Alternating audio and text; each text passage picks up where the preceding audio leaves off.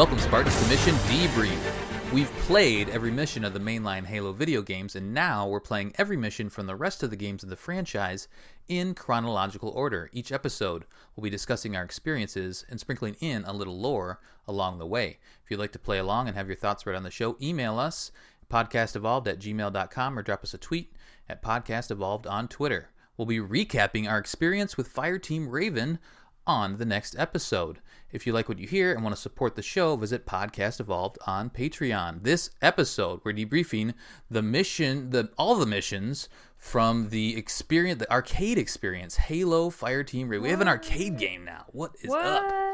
I'm your host, Colin Perkins, alongside Oran DeMang. Hey, guys. And Krysta Brown. Hey, look, there's an actual Halo in this Halo game.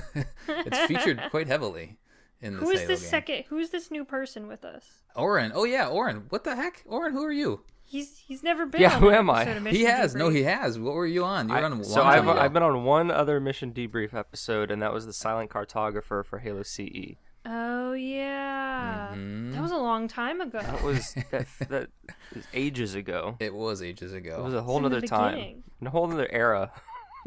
Oran has some firsthand experience with the Fireteam Raven arcade game. However, our compatriot David does not. So we felt like it would make sense to have Oran on this show, and then David will rejoin us for the recap show, which would be a lot of fun to hear kind of him pout about how he hasn't been able to play this game.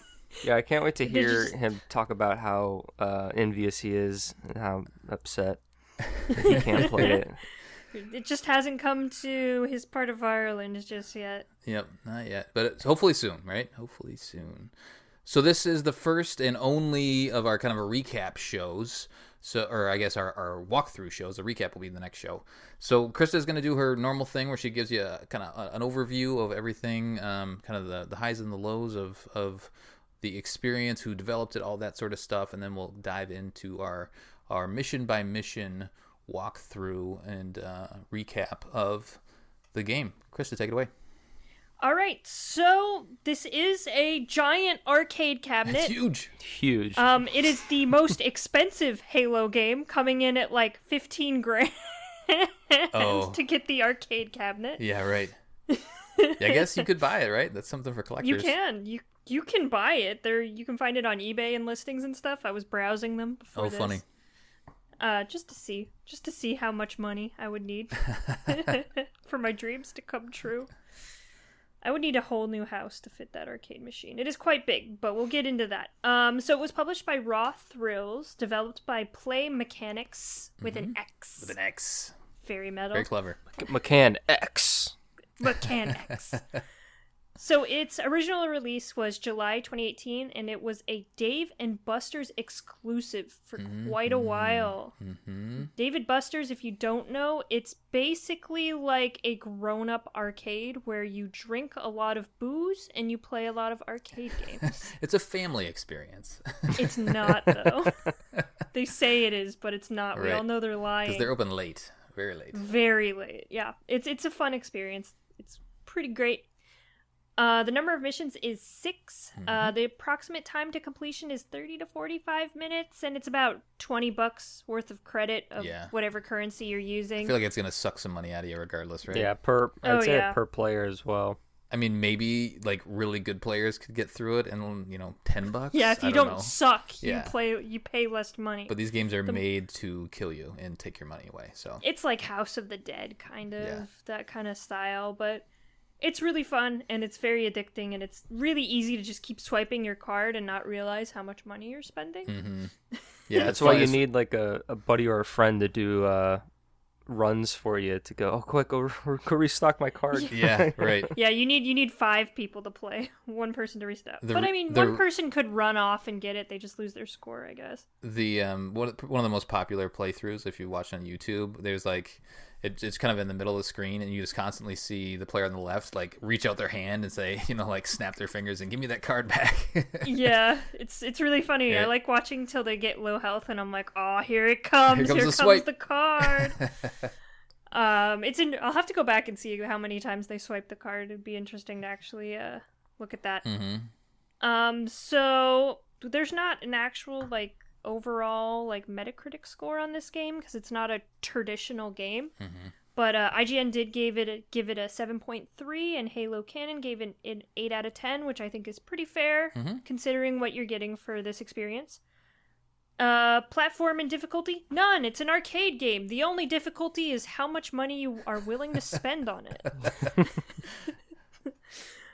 So we have some arcade machine specifications. So if you want to lift this thing, you have to be a pretty buff guy. It's about 3,060 pounds. Yeah, Spartan. The height is 9 foot 9 inches. The width is 11 foot 4 inches, and the depth is 9 foot 9 inches. So you basically need a separate house to get this thing in. Right. You're gonna need some big doors to fit it in. Good point. You know. I'm sure you'd have to build it inside your house, and then it never leaves.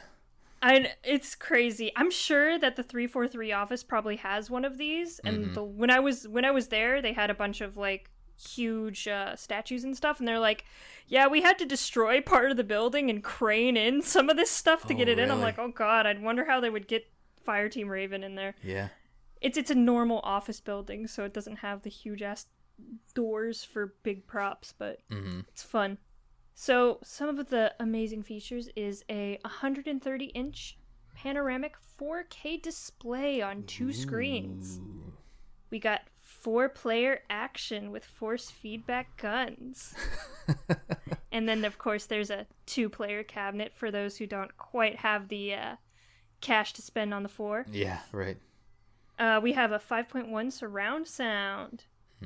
And we have exclusive stats and rewards for players who link their Xbox Live gamer tag / account via a QR code scanner on the cabinet. I never figured out how to do that. Oh, you didn't? It's a little bit of a pain just because you don't really want to dig around your phone when you sit down. Did you do it, Oran? I did do it. I don't think it fully registered my stats, but I think of the two, I think I played twice, and I was able to link it, but I think I had difficulty the first time. I had to like link it like between each mission or something like that. I was a little, because I was playing with coworkers and I was a little stressed. I'm like, okay, I'm going to do something super nerdy. You guys just need to wait for a second. I did end up getting it to link, and you end up getting not a whole lot. I mean, it's cool to have your stats online, so that it'll pull that through onto Halo Waypoint, and you can kind of see what your accuracy is, and which missions you completed and time and all that stuff. Actually, I should look up my time because that would be interesting to see. And then you also get a platinum rec pack. Yeah, that's handy. That comes in. Yeah, the platinum rec packs are so OP. I still have some from Outpost Discovery. What was it? The Atlanta DreamHack Atlanta. Oh, okay. That we went to like forever ago. Yeah. Oh my gosh. Jeez, that was like 2017. I know, because I got like 10 of them, and I've just been like slowly using them. It's been fun. You also get a little badge for Halo Waypoint as well. Ooh, I like badges. So if you can figure out how to do that, right? They don't make it very obvious. You don't like sit down at the arcade machine and it's like, hey, do you have an Xbox Live account? It's like, no, you kind of have to find it. So the timeline covered is September 19th, 2552 to September 22nd, 2552. If those dates sound important and familiar to you, it is literally just the timeline of Halo Combat Evolved. This game pretty much takes place parallel with those events. You're on the Halo, you're doing the stuff, it's pretty much just the B story to Halo Combat Evolved. Some marketing and media, the making of video on the Halo YouTube channel, pretty good. We get some insight from Frank O'Connor and the team, and said the original idea for an arcade tie-in was a pinball machine. Dude, Jesus Christ, I hope that would have been becomes so... a thing. And the thing is, a pinball machine is something collectors could actually collect. Right. There's more room. It's smaller, so it could fit in a basement or something. Like having a pinball machine's much more realistic than having a giant monstrosity in your house. Yeah. You just walk in, it's like one of those grand entrances, and just Fireteam Ravens in the middle. Right. It's like, hello, I'm a nerd. I want one though. That'd be so sweet. Anyway, we have an arcade trailer. We have a Halo Waypoint article. I think in one of the Halo Waypoint articles, it was like Christmas time, and they were listing off some of the Christmas stuff. Mm-hmm. And like at the very bottom, they said you could buy the Halo Fireteam Raven cabinet for $15K if you're really feeling funny. Someone's really special in your life. And then it, of course... Go ahead. I was just going to say that's kind of like the car commercials, you know? It's like, oh, buy your wife a car for Christmas. Like, yeah. No thanks. Yeah. No, I think I'm good. Just that's what I want in my life. I want to walk out of my house on Christmas morning and just a giant Fireteam Raven with a huge ass bow on top of it. Is Trent listening? I will make him listen to this episode. Perfect. And it was present at Outpost Discovery, which was really amazing. There were a bunch of them, actually. Yeah, they're all over. The one I went to, there was maybe 5. There was one huge 2 4-player cabinets back to back, and there was a bunch of the 2-player cabinets. And then in the VIP room, they had a separate cabinet over there. And of course, it was all free and glorious, which was great. Which made my experience when I had to sit down and pay for it very sad. Right. I'm like, what? Was the first time you played it at Outpost, or did you play it before that? Yeah, it was. Oh, it was? Okay, cool. Yeah. We'll talk about all our experiences in the recap show. We'll just kind of try to focus this on the mission play, but it'll be fun to have that conversation about, what we all did and who we played with and stuff. It'll be good. It's all fun things. It's a very interactive game and a very social game, which makes it really interesting to hear about people's experiences. So some additional resources you might want to learn about is Halo Reach. You might recognize that from the video game we played at the very beginning. Halo Combat Evolved, which was the video game right after that, and the video game that this game has taken place in. And then Halo the Flood. So this book is basically a retelling of Halo Combat Evolved, but it has a bunch of B stories in it. And one of the major B stories actually follows Commander Slilva and his AI, which is Wellesley. Yeah, it's Wellesley. which are very present in this game. So it's, and some of the settings, like Alpha Base and stuff, Halo the Flood is kind of where a lot of the ideas to make Fireteam Raven kind of came from, which is nice because the Flood doesn't get a very good reputation because it is pretty much just a shot-for-shot retelling of the original game. Yeah. So it was nice to get that book some love. Yeah, totally. It'll be fun to have, again, I think we should save that for the recap show, and with David on. You guys have all recently read The Flood, so it'll be fun to kind of talk about the impacts and how things will line up and all that stuff. Yeah, and we got the book club out, so if you want to learn about the book itself... Podcast Evolved. We got the book club out there. It's Oran. It's one of your. I mean, you've always speak fondly about that book, right? I very much enjoy it. I think it definitely has a place, and it is a little hard to read, or not hard to read, but yeah, like Krysta said, it doesn't have a lot of love just because it retells the story of CE, and then also has kind of the side content that does give you a little bit more. Kind of insight into the overall support that Master Chief has while you're playing the game, and so it is kind of difficult to tell the same story in 2 different mediums between the games and the books, because you describe the book one way and you play the game another way. Yeah, and so there are kind of discrepancies and overlaps between all that, which we can get into. But I mean, as a whole, The Flood's still a very enjoyable novel, in my opinion, just how you experience everything and read it. Very cool. Thanks for the setup, guys. So now I'll just do my descriptions. The last mission that we played chronologically was the Pillar of Autumn and Lone Wolf from Halo Reach.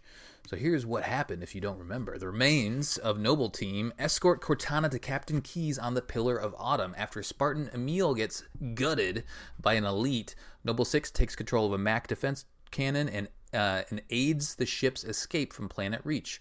While Cortana leads the Pillar of Autumn to Installation 04, Noble 6 then makes a valiant stand for survival before ultimately getting cut down by an overwhelming Covenant force, and Reach falls. Now, in Fireteam Raven, we drop out of slipspace and immediately defend the Pillar of Autumn from the Covenant boarding party. After crash landing on the mysterious Halo ring, AI Wellesley helps Fireteam Raven battle the Covenant, fend off the Flood, and help Master Chief use the Pillar of Autumn's fusion reactor to destroy the Ring World superweapon in order to save all life in the galaxy. Dates of the game, again, as Krysta said, it coincides with CE, so it's September 19th through the 22nd, 2552. All right, so the way we're going to do this is I'm just going to give kind of an overview of each mission, like what we do in each mission, and then we're going to go around the horn and talk about, what our favorite parts were of the mission, guns, and just things that we enjoyed, highlight moments from each mission. That way, it's not just a straight on walkthrough of the entire game, which you can either get from experiencing it or watching a YouTube. There's a couple videos out there that have full on playthroughs. I know Halo Canon has one. There's a couple out there. Before we get into that, really quickly, I just want to mention a couple things on who's involved in this game. Not a lot of people. Who's involved? The major characters, as Krysta said, is Major Silva. He's at the very beginning, and I know he plays a part in the Flood. AI Wellesley is also, he's in pretty much every mission throughout. He's kind of giving you your orders. Fireteam Raven, the ODSTs, their Power Ranger colors as well. I'll list those off. Yeah. Got to be able to tell the difference. That's right. Ethan Graves is the leader, and he's blue. He's the Leonardo. Who's the Blue Ranger? I'm not familiar enough with the Power Rangers. Leonardo is a turtle. I know, he's a turtle. That's my era. Power Rangers after me. We have Marcus Hudson, who's Copper. And is there any, Copper is kind of a There's rare an orange color. turtle. There is an orange turtle. That's right. I think these are just the Teenage Mutant Ninja Turtles. There's no green, though, so Victor Are Ramos your kids is turtle green. kids? My kids are not. They're not quite turtle kids. They have turtle sheets, but they don't play with the stuff that much. But that'll happen soon. Turtles are in our future. Dude, Turtles in Time was my jam. Oh yeah. I've been looking for that act. This is a tangent. Sorry. I've been looking for it. It's so expensive. You can't find it anywhere. And I have the SNES, but I want my Turtles in Time. Yeah, you got to get it. Okay, so Victor Ramos is the green turtle. Eva Lang is our purple turtle. She's rounds out the squad there. Master Chief makes a cameo. The absence, I guess this isn't the trivia, but there's an absence of Melissa McKay, who's a big part of the Flood, but she's not in this game at all. She's like the best part of the Flood. Yeah. She's basically Major Silva's number 2. In the story, and she leads her own battalion of ODSTs through the different engagements. And since Fireteam Raven kind of highlights those engagements, it is kind of off-putting to not see her presence in the game, which we can talk about a little bit more in detail later on. Yep, definitely. So you start out just pretty much the way that Halo Combat Evolved starts out, is you drop out of slipspace and you see the Pillar of Autumn. And you have a conversation with Silva. He's like, all right, this is happening. We're getting boarded. And Wellesley's saying, you got about a minute before they're here. And now your job is to defend the Pillar of Autumn. So this whole first mission is really just wandering around. Well, you don't wander. You're on rails the entire time. So the game is taking you from spot to spot throughout the entire game. But in the mission... It's like a normal console, shooter. Yeah, I mean, it's linear, but the game is tugging you along, right? So you're going to different spots and defending the ship, and really trying to allow as much time as possible for the Marines and everyone on board to escape. I think Silva? I think he also says that okay, Keyes is planning on crash landing this thing down there, so. Let's do our best to get the Covenant off this, because that's the other part of this, is that we need the Covenant off of the Pillar of Autumn, because we don't want them to access our databases and all of our technology. So we got to get them out of this ship. That's basically it. And then at the very end, we jump out on our drop pods, and then we see the Pillar of Autumn, crashing to the ground as we then move on to the next mission from there. So, any highlights from this first part? I mean, I guess we could talk now about like how it felt to sit down and play this for the first time. Let's talk about that a little bit here.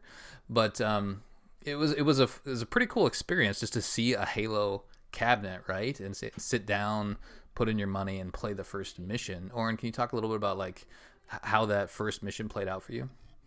It instantly gave me CE vibes. I mean, they really nailed down the look, the feel of that first mission, Pillar of Autumn in CE.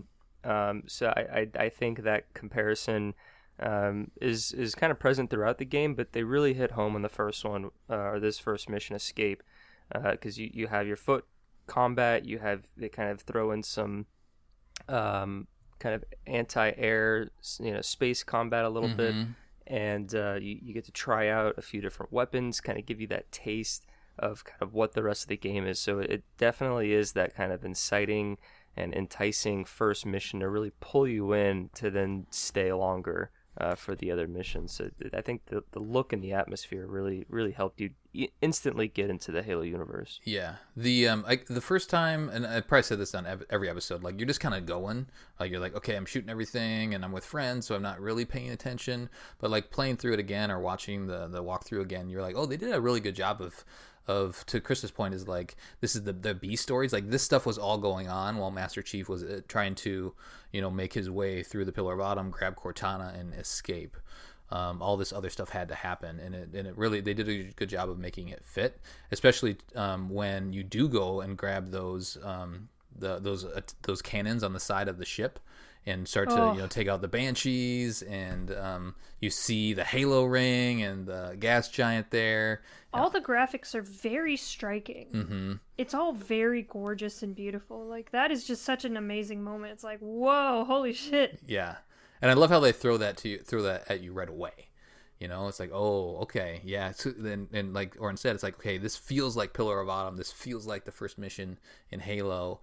And then let's step outside and see all this other cool stuff that we couldn't show you in the first game. Let's give you that experience as well. Any other thoughts on kind of your first experience with it, Krysta? The cabinet itself is so striking. Yeah. It's really like a showstopper. You walk into a room and your eyes, like, no matter what kind of arcade you're walking into, whether it's like the crazy modern arcades, it's quite the eye catcher. Mm-hmm.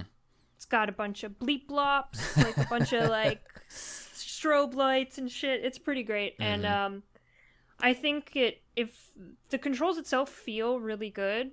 Like, the gun feels really good in your hands. All the buttons seem to... I know it's relatively new, so we can only see with the test of time. But, I mean, sometimes you walk into an arcade and you think something's really cool, and you go to sit down and you're like, shit, this thing sucks. The controls are awful. Sure.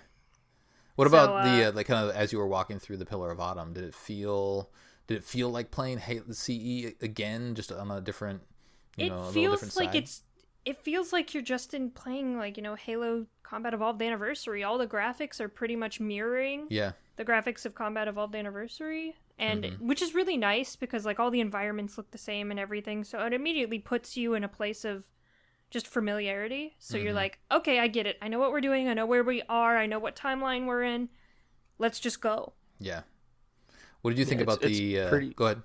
I was just saying, it's pretty seamless immersion, I think, for if you're familiar with that, not necessarily lore people like us, but just if you have any sort of remembrance of what the first Halo game is, they really pull you in with all the familiar sounds and environments and kind of engagements.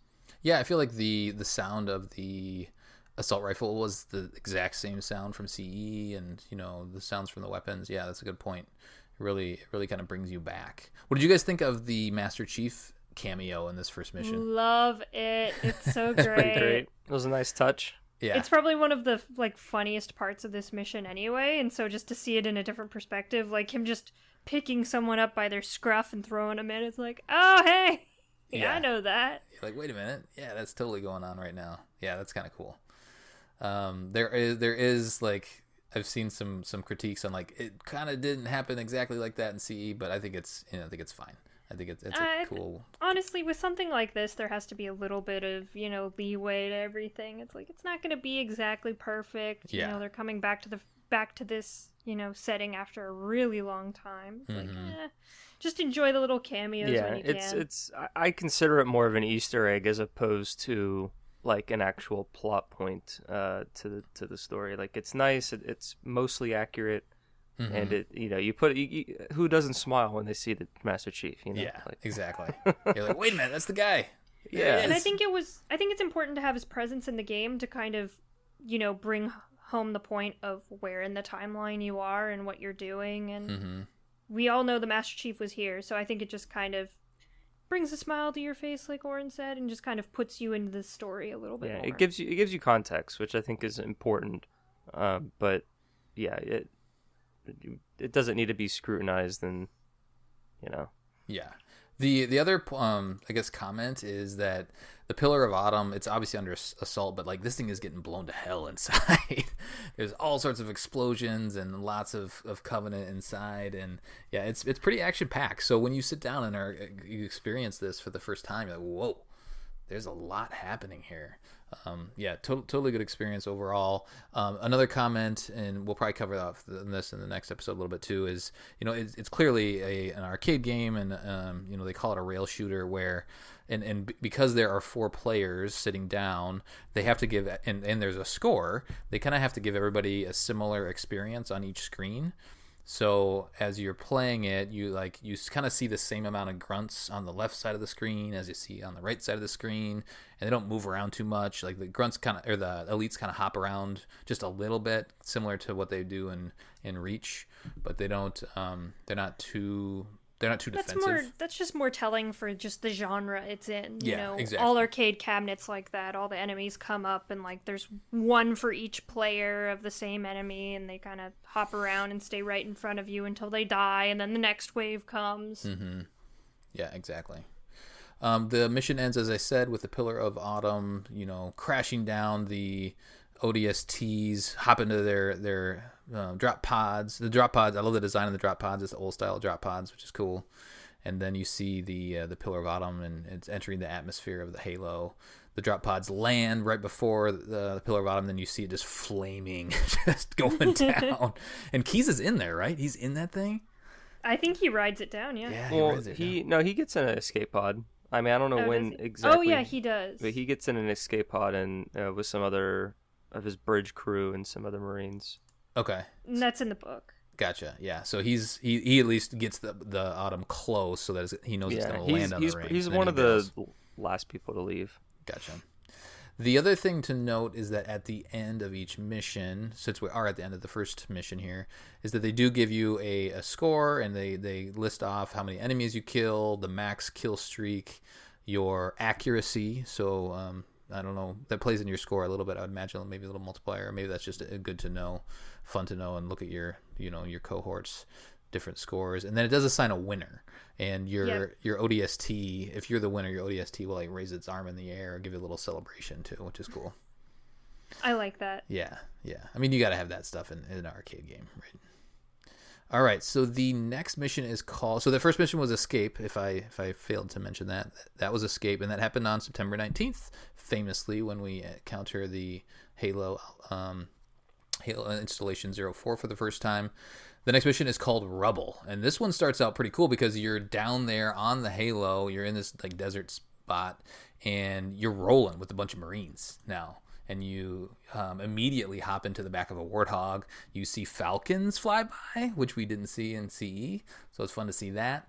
And then you also see in the distance that this whole mission, you're kind of slowly getting closer and closer to the Pillar of Autumn, and it's just smoldering in the background as you get closer and closer. So you start in the Warthogs. You battle a bunch of Banshees, and in Covenant you see this big, great skies or. What do they call it? Not the skyscape. What do they call it? Skybox. Yeah, thank you. So you see the big skybox, and it's beautiful in this game. Like all Halo games have the beautiful skyboxes, and then you just kind of slowly make your way and encounter new enemies. You see ghosts. We see what else? We see Race in this mission here, and then you do see a scorpion. but we don't get to get in it, which is kind of disappointing. But it's fun to hop on this chain gun right away and just work your way through it. Eventually, let's see here. Eventually, you just kind of make an all-out assault down to the Pillar of Autumn, and you get heavy resistance from the Covenant, and it pretty much throws everything at you here. Any highlights for this mission, Oran? As you're finally on the Halo, and you can see the Halo, in the distance, you can see in the horizon the Halo rising up.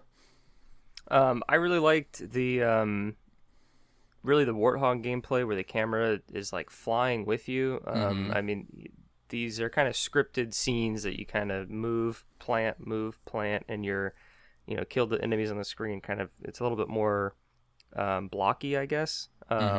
But like this is a little bit more fluid because you're in that Warthog, and when you're really playing it on the console versions, like you are, whipping yourself around and moving from enemy to enemy, and to kind of get right into the action right after you crash land, I think was really, really great. Again, I think it was just done very well.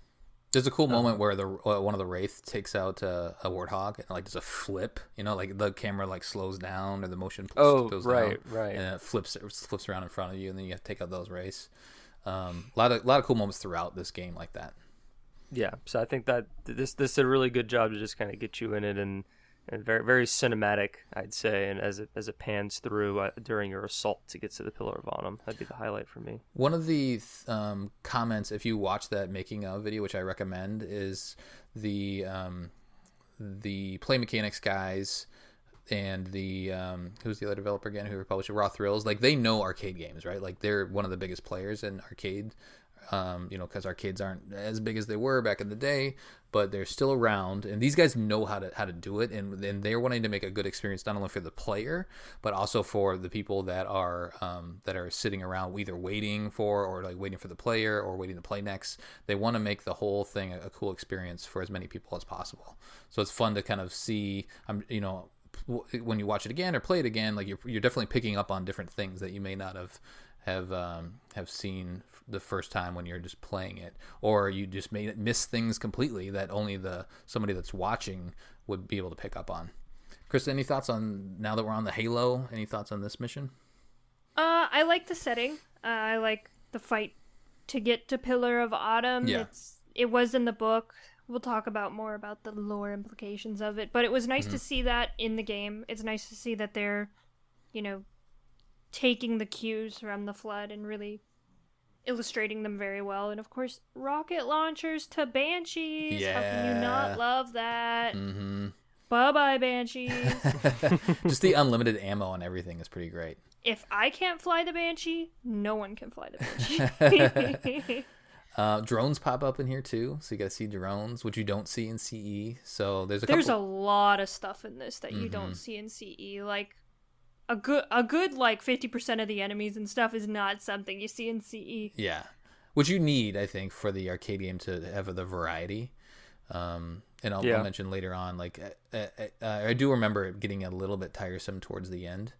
And so they need variety and things to make it, just to switch up the experience. What else do you have here? You have lots of different elites, and you have a little bit of everything, and it's fun. The mission ends where you're kind of at the base of the Pillar of Autumn and just fighting off as many Covenant as possible. Let's see here. Yeah, there's no other fancy encounters on this mission here. But then you do the spirits come in, and you get to take out the spirits. That's pretty fun.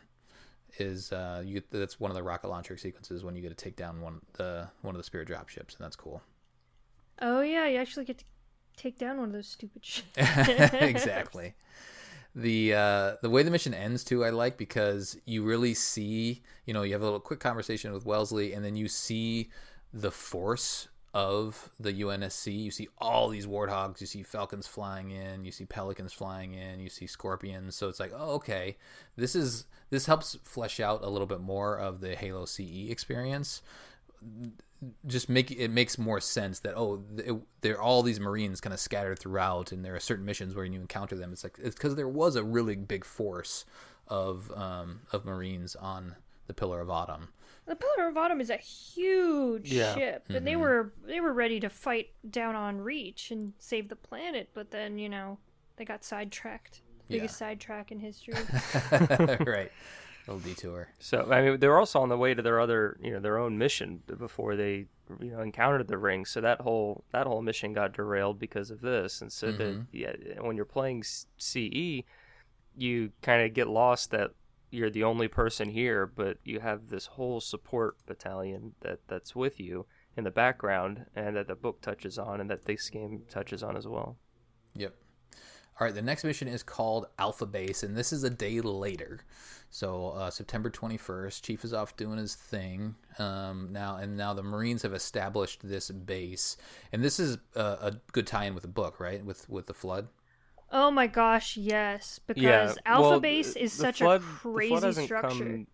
Well, no, I think there was 2 fights at Alpha Base, and then the second one was the flood. We don't fight the flood on this mission, do we? No, not yet.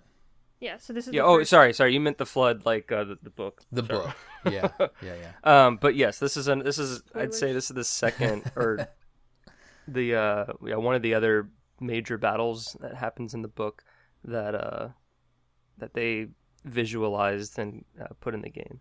Which is so nice because Alpha Base is described pretty crazily in the book itself, and it's kind of hard to visualize. So it's really nice to have like a visual representation of what Alpha Base is, because it's such a crazy structure they find. Because they're just like walking around the Halo ring. They're like, where should we put our base? Oh, that looks cool. It's some crazy giant Forerunner structure on a mountain.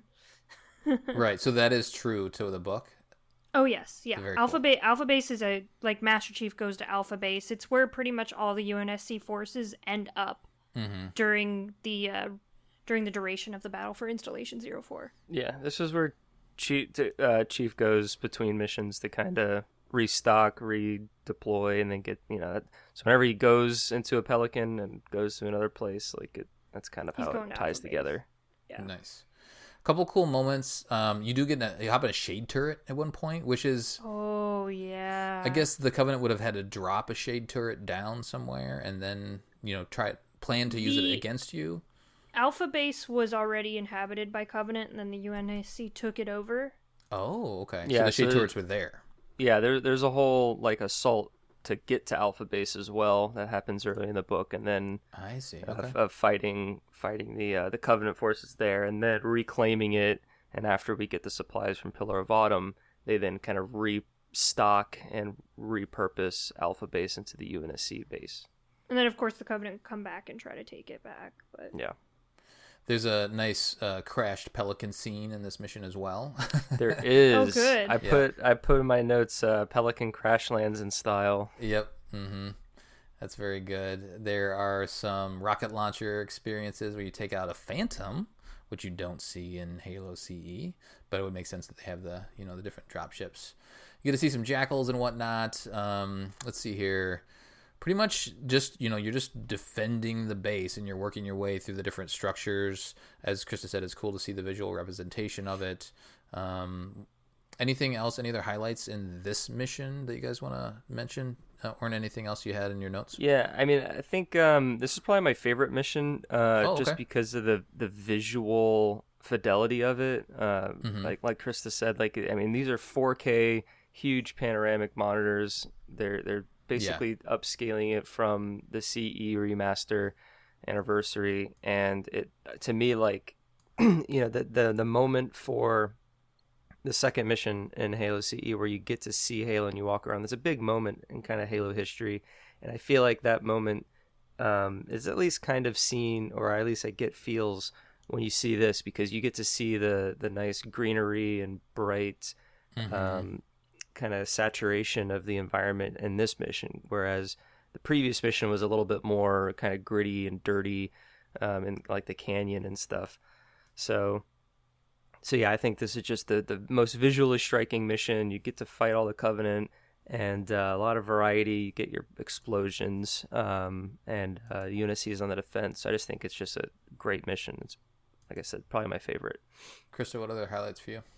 I mean, what's better than just fighting huge onslaughts of the Covenant? I mean, it's all our favorite thing to do, so this mission just gives you so much of that. It's great.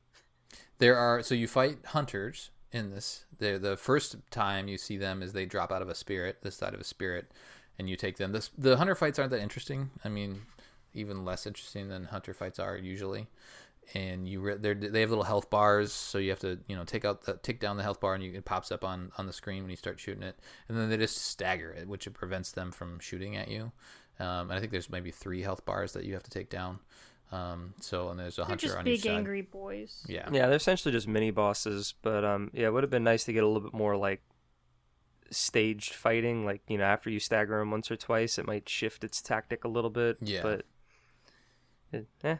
But it's happening so fast. Like all these missions, they only take like I don't know 8 minutes to get through, which I think they need to, right? They need to. The whole thing's designed to kind of be quick, bite-sized, engagements. Yeah, exactly. So you see hunters, and then there's that lich moment too, where a lich drops down. Remember seeing that? Yeah, and so a lich drops down, which isn't NCE again, but it does make sense that a lich could be around. It actually has a name. I forgot to write it down, but this specific lich has a name, and it's piloted by a specific elite, I believe, as well. But it drops down, and you can kind of clear out all the Covenant that are inside. Then it like flips, so it'll go away, and then it flips around, and it'll show you the other side where there's a bunch of elite zealots on the other side. So that's a cool encounter as well. And liches are really cool, and we haven't really seen any since Halo 4, right? Yeah, I don't think. Yeah, Halo 4 was the only time we saw it, I think. Well, no, they were in Halo 5. I don't think we just. Yeah, I don't think we fight them in Halo 5, but I think okay. the Arbiter rides them in Halo 5. Yeah. They're good. They're cool vehicles. I like them. They're like almost Sky Revenants, which is cool. They're just kind of a hybrid of smaller vehicles and bigger vehicles. Mm-hmm. So the name of this lich is Upright Chalice. Very nice. Thank you for looking that up. All right. So we end up we clear out the Covenant and now send them on their way. Now the next mission is called Ice Canyon, and this one looks very familiar. We get another cameo moment in this mission. This is like the Assault on the Control Room timeline. And you're in this, isn't it? No, I think it's Two Betrayals. Like I think this is the biggest time jump in terms of where we think we are in CE versus where we are in Fireteam Raven. It's Two Betrayals? Remember, okay. Assault on the Control Room is before the Flood. Okay, so Two Betrayals is when the Flood is around. Yeah, I'd say Assault to the Control Room happens either during / before the fight at Alpha Base. Oh, okay. All right, cool. Thank you for correcting me.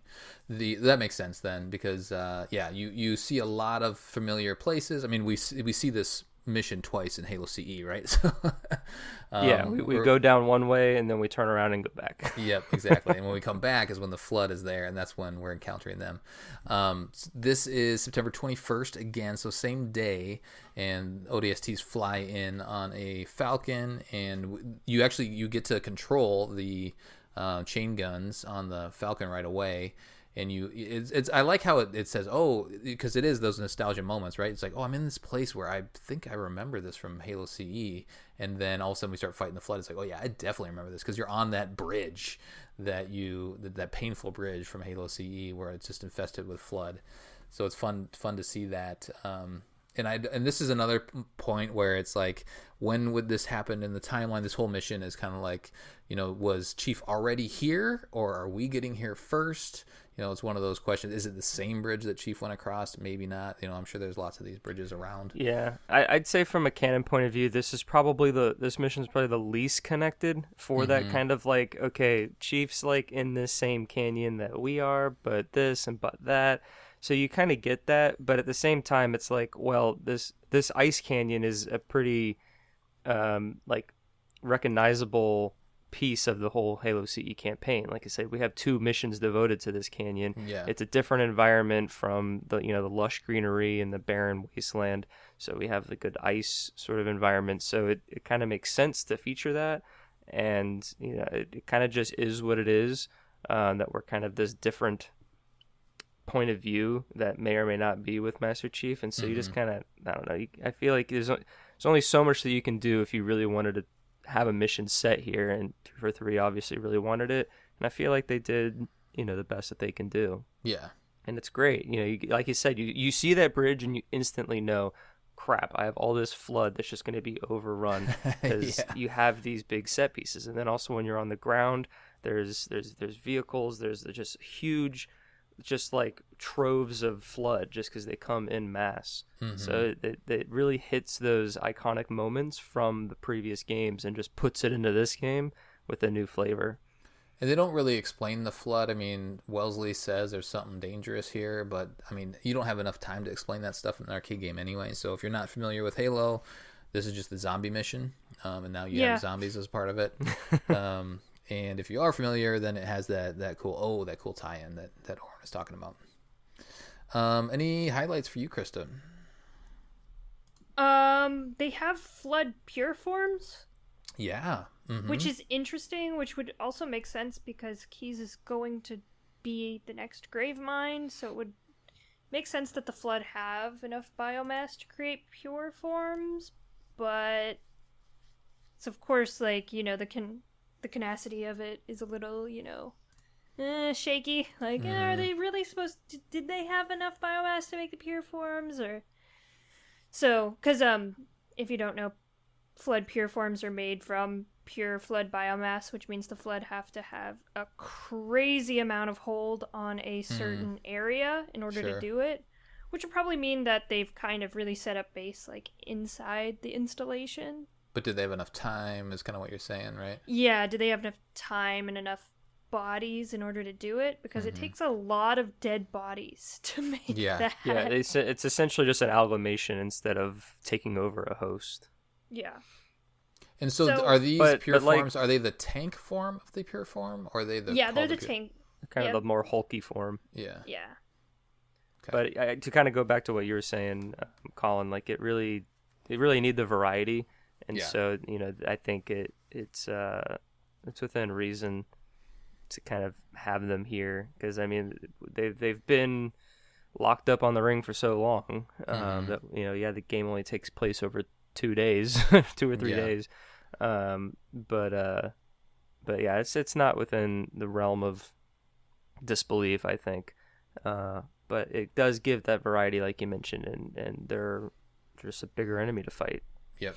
A couple other highlights for me that I wrote down in my notes. You get the Magnum, which is fun. I don't think we had the Magnum until then. Maybe we did, but I feel like there's a big portion of this where you get the Magnum. I think this is the only mission you get the Magnum. Is it? Okay.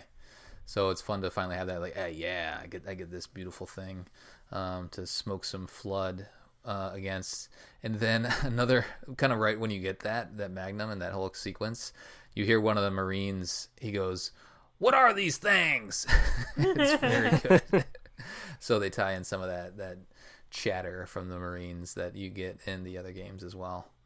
You get a rocket launcher at one point, so that feels good. And we get another cameo, another Chief moment. Krysta, what do you think about this Chief moment? He bops a pure form. Yeah. Just kind of bops him. It's cool. It's cool to see Master Chief doing stuff as always. Like I said, is it canon? Who cares? Yeah. We're having a good time. We're worried too much about our wallets to worry about canon. Yeah. Exactly. Like, hey, it's like after the fact you can think about it, like, wait a minute. But in the moment, it's very good. Yeah, it's an Easter egg. I don't see this as too, strict in terms of the canon. It's a nice moment. It's cool. It is what it is. I'm not sure this game in general was supposed to be taken super seriously by the lore community anyway.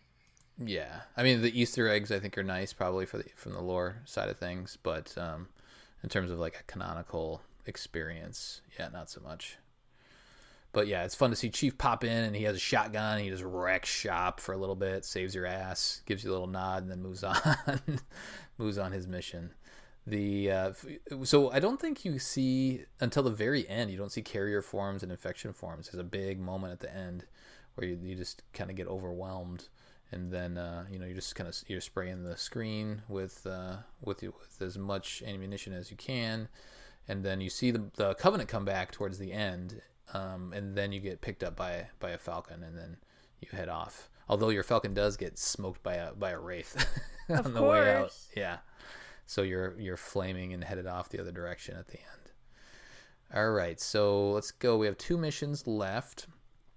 The next mission is called Raven Down, and somehow this is the next day. So the previous mission, Ice Canyon, was the 21st, so it must have been the evening. It is a darker setting, so I guess it makes sense. That must have been in the evening of the 21st, and now we're on the 22nd when our Falcon finally gives out and crash lands into the next mission here. So you start off in the crash site, obviously, and you're really just fighting your way back to the autumn, I think. Does that sound right? Let's see here. Yeah, you're just fighting your way through the last just in the Halo, and let's see here. What does Wellesley say to you here? I think, you're just trying to go maybe back to the Pillar of Autumn or back to Alpha Base. It's not really said, but you're just trying to regroup with other ODST forces, and we just crash land en route. And so Wellesley he says that we send a Pelican to extract. Yeah. So this is kind of like a tweener mission. It's like, okay, it makes sense that you got taken out by the Wraith. You're going to crash. We got to go pick you up is really what happens. Wellesley says, okay, we're going to send a Pelican. You just need to survive until then. Yeah. So lots more good fighting. There's a couple interesting encounters in this mission as well. You know, we have our 3 full-on 3 faction battles. So you have your Covenant, you have your Flood, and they're fighting you, and they're fighting each other, and you see all that going on in the background. That you see this kind of building that you work your way through as you're holding out, trying to wait for the Pelican, and then some juggernauts show up. What? Yeah, these crazy guys. Mm-hmm. So you have these juggernauts, and they have these crazy tentacle arm thingies that try to like whack you with. And this encounter is really similar to the Hunter fight, where they have a little health bar, and once you drain that health bar, they stagger, but then they stagger and one of their arms gets blown off. Did you guys notice that? Which is really cool. Yeah. I love that. Mm-hmm. The way that they show up right away is cool, because you're working your way through this building, and then you see these tentacle arms kind of come up and grab one of the Covenant, one of the elites, and chucks him off the side. You're like, oh shit. Yeah, and then you're just kind of going toe to toe with these things, and they smack you and you blow their arms off. So it's fun to see some more different, we need some variety in this game. So here's some more flood forms that you haven't really encountered in first-person shooter games at all. Yeah, and the Juggernauts have an interesting history. I think we'll cover on that later. Mm-hmm. Yeah. Yeah. We can cover but they were really cool to see. I like that they were implemented in some way back into the franchise. So. Yeah, you have another moment where you're in the shade turret, and then you have some, shoot down some banshees, which is always lots of fun. I feel like at this point, as I'm playing through it, I'm focusing. You're towards the end, right? Because it's showing you the mission by mission. There's 6 missions left, and it started to hype up I gotta win, right? Like, because you're playing against 3 other people, and you're like, okay, I gotta start. You're the Halo guy, probably. Yeah, exactly. Halo guy in that. And I gotta start. Yeah, exactly. I gotta start stealing kills, so I'm like going cross screen, like trying to get my score up, and really focusing on that big number that's staring at you, in the middle of the screen. Any other thoughts on this encounter? It feels a little like filler like. This is also the point where I started to focus on the kills, but I also was like, okay, now what's next? Like, give me something new. It started to drag on a little bit in this mission. I think this mission's a tad too long from a gameplay perspective. Mm-hmm. But what is cool with this is that you do have like interior fights. Yeah. Because you are trying to seek cover and get out because you are getting kind of overrun. So they do kind of give you a little nice environment shifts where you're in and out of the kind of constructs and out in the outside and all that. So that's kind of nice. But yeah, I think kind of get a little fatigued kind of watching and playing after playing 4 missions as well. So it's just kind of an unfortunate kind of symptom of it all. But Well, it's an intense experience. Like, it's an arcade. It's supposed to be just all action. Where when you're playing the games, either any of the other Halo games, there's a break, right? So like in the strategy games, like, okay, I'm going to take a little break. I've played this mission, or like there's a little downtime while I build up my base. And then in the first person shooter games, you get some story moments, or some breaks, or like sniper missions that are just a little bit slower paced. Mm-hmm. So the gameplay pace does kind of fluctuate in more traditional games, whereas the arcade game, it's action every single mission. Well, and I'm not sure they necessarily intended crazy people like us to play the entire game in one sitting. But how could you not, as a Halo fan, right? I know. As a Halo fan, we have to. We're obligated. We're bad Halo fans or not. There's a pelican that circles around towards the end. Is that the one that's trying to pick us up? Did you guys? Yes, I think so. I made that on my notes. Like, this is like the hottest extraction because like there's so much going on. This pelican's flying around, and you have to, the four of us have to blow everything up. Yep.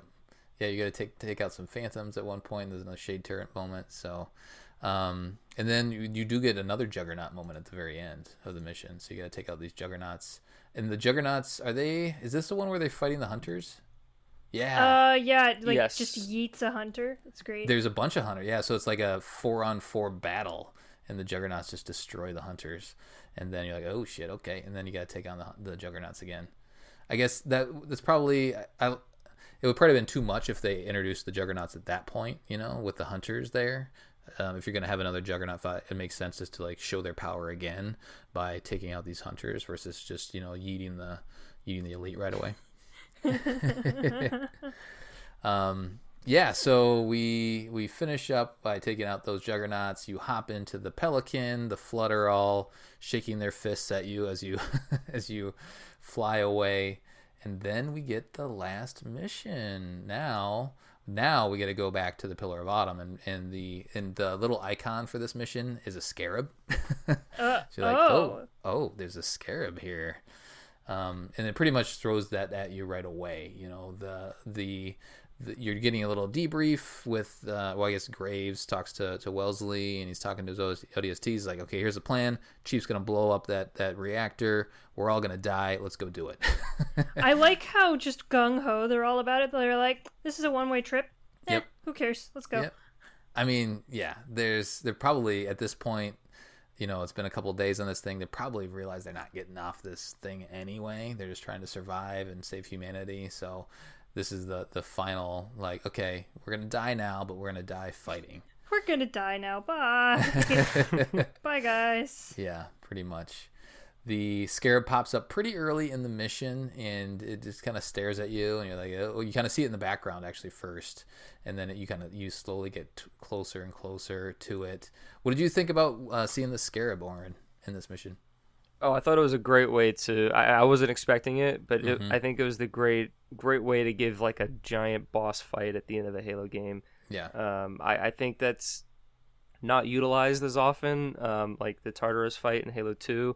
So I was very pleased to see. Oh snap, man! There's a scarab here, and then the whole mission you're kind of fighting towards it, and that's kind of just looming in the background. So I thought it was like probably the best way to go out. Yeah.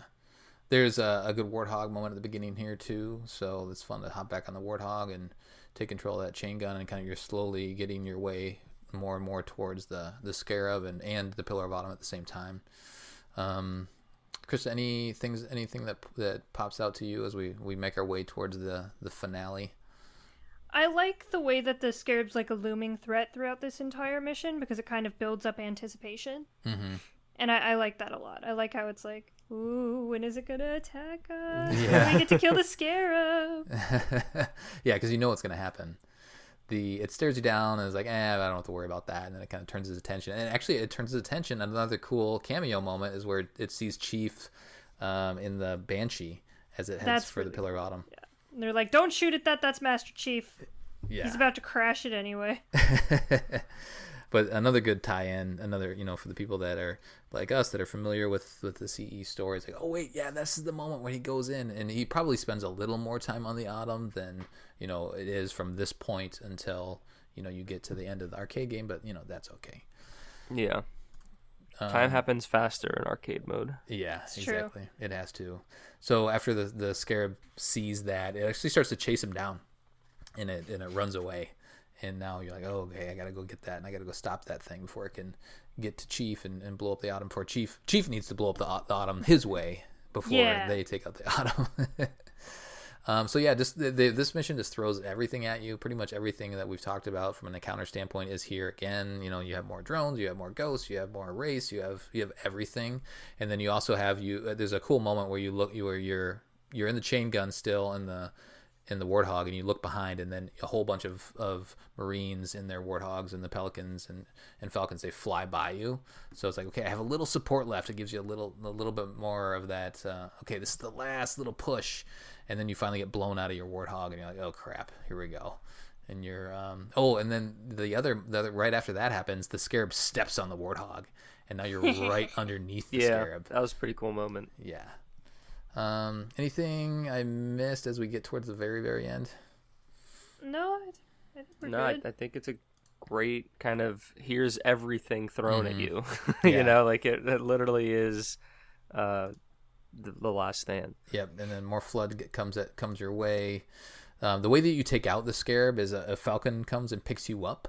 So you hop on the back of that thing. You go around the Scarab a little bit and clear out some of the elites. And then I think it must get hit, and then it drops you off on the Scarab, and then you're finally on the Scarab as you're used to from the other Halo games. You got to take out some of the elites, and then right as you're going around to the back of it, right before you get there, a couple hunters drop in front of you, and you go like, oh, another hunter fight. But by this time, you know it's not that bad, but you may have to get one extra swipe on your card. Yep. Just to take him down. It's like, Oof, that'd be unfortunate. Yeah, right.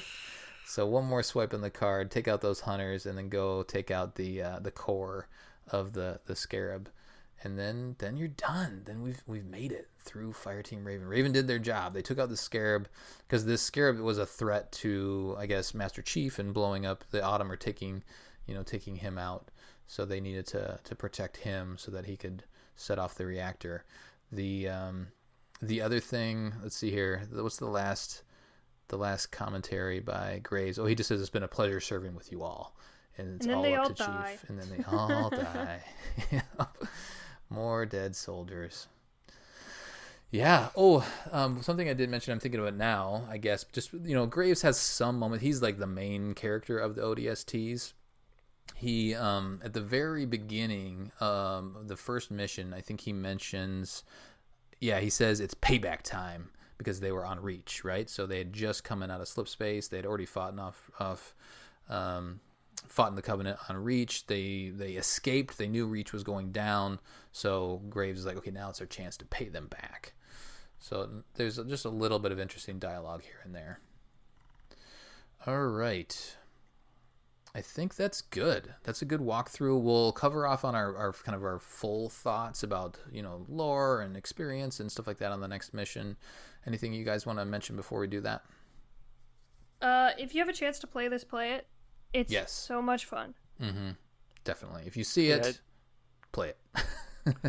Yeah, just give your... I called around to different Dave & Buster's in the area back when it was like getting its release to kind of see when it would come out, and I didn't live near one, so I had to call like Atlanta and Jacksonville and to see who had it and who didn't have it. Mm-hmm. But yeah, by now it's pretty widespread. So I mean, I see them in like on the Jersey like boardwalks and stuff now. So oh, nice. Yeah, it's pretty accessible in the U.S. I think, in kind of major city areas. And yeah, definitely. I mean, at least play $5 or $6 worth if you have it, because it definitely is a unique Halo experience. Yep. It's an unfortunate time for us to be talking about this as well, because we can't actually go out and play. That's true. I was looking forward to sitting down because one of my local like small arcades has it, and then a bowling alley nearby me has it as well. Oh, nice. Yeah. So I have options. And that's just interesting to note, I guess, is that it's available in lots of different places. My local arcade, restaurant/bar had it for me, but it must be one of the better just arcade experiences that is out right now if it's that prevalent. Like when I'm thinking about arcade, like random arcade cabinets in bars or whatnot, it's usually like, Big Buck Hunter, Cruising USA. Galaga. Right, Galaga's my Galaga. favorite. But the fact that it's making its way pretty much all over, and it's kind of a hot new thing, means it must be doing well too. So that's good. Yeah, I saw it in a movie theater as well about a year after nice. its initial release or something like that. And yeah, we went to the movies and I was like, oh snap, that's new. I think that not a lot of really good quality cabinets are coming out anymore. Sure. So, yeah. And I think Halo's a big enough title that even people who aren't super into the franchise, who just know about it, look at it and say, oh shit, that looks cool. I guess I'll sit down and play that. Like, it's recognizable enough for people to just be like, I got a couple bucks. Let's go. Yep, there's like a Jurassic Park game that's out there that I've seen a lot of places. There's like some Mario experiences. Anyway, there's some newer stuff, but there's not a lot either. So it's fun to see Halo is one of the players in the space right now. It's a good experience. It's a weird space for Halo to be into. Like, yeah, this is the last thing anyone ever expected.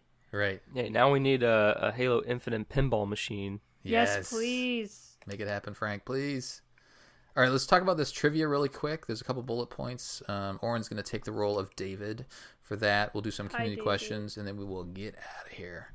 So what do you have on the trivia side? I reached out to Chris Aiken, who's our kind of our lore expert, Halopedia contact, and just said, hey, is there anything that's worth mentioning? And he's a wealth of knowledge, and he has all sorts of interesting tidbits. But he pulled out a couple things for me. Some of the things we may have mentioned, but not a lot on Halopedia in terms of trivia that we usually get from the other missions and the other games. But there's a couple points here. Yeah, so we've kind of mentioned a handful of these. So Melissa McKay, she's an ODST. Like we kind of said, Major Silva's kind of second in command.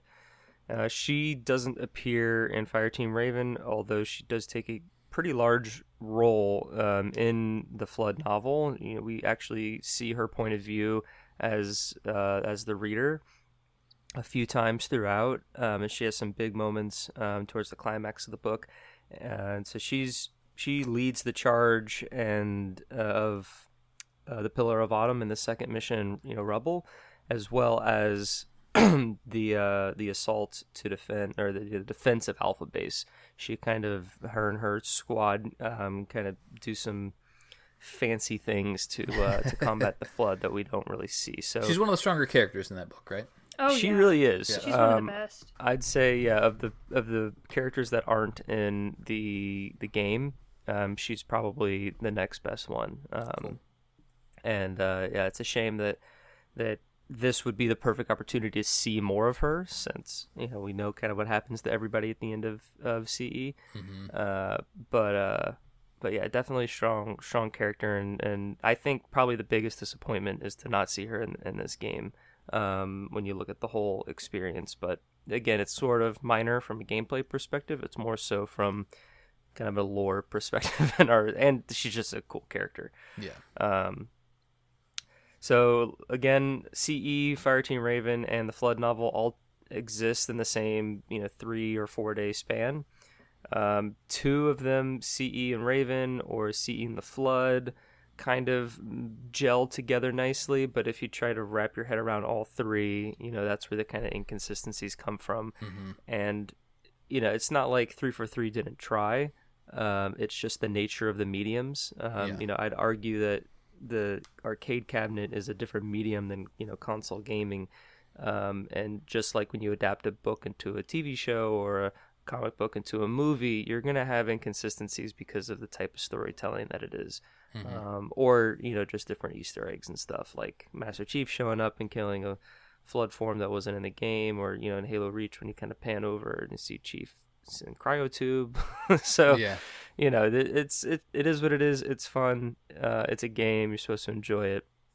But all that considered, 343 did a really good job at least meshing the major strokes to where everything more or less lines up.